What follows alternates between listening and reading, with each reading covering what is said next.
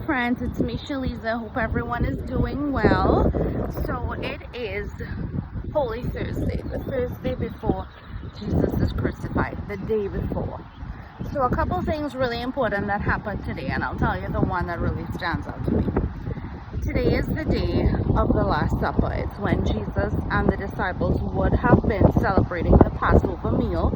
Remember, running concurrent in the Bible is the feast or festival of Passover, which is the first, together with the festival of unleavened bread, the first two feasts or festivals that the Lord told the Hebrew people, the Israelite people, that they needed to keep going. It was a commandment. He told them they needed to celebrate this. They needed to remember how he brought them out of Egypt from the time of slavery. So during the Passover meal, the Last Supper, this is what Jesus and the disciples would have been celebrating. During that time, he instituted communion. He taught us about communion. He told us to keep doing it until he comes. It would be the remembrance of what he's done for us.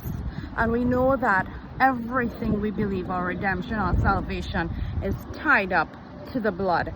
Everything we believe for healing is tied up to the body.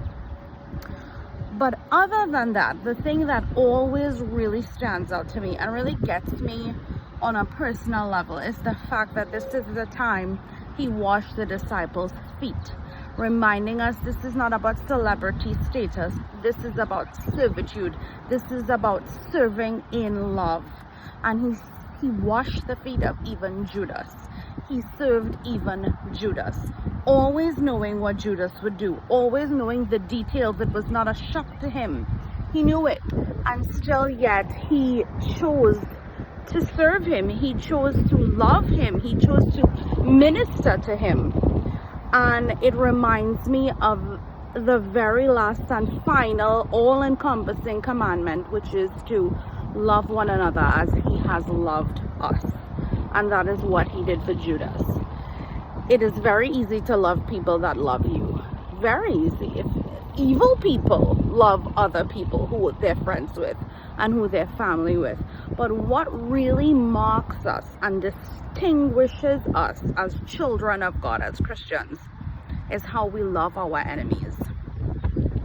It is not always easy to love somebody who hates you. It's not. It's not easy to love the co-worker who keeps going and trying to get you in trouble behind your back. It is not easy to love the neighbor who might be allowing the dog to poop in your yard and never pick it up. It may not always be easy to love that in-law who is always stirring trouble up about you. And these are just some everyday common examples. But yet, it is the last thing he left for us to do. And this is the thing that distinguishes us from everybody else in the world, how we love our enemies.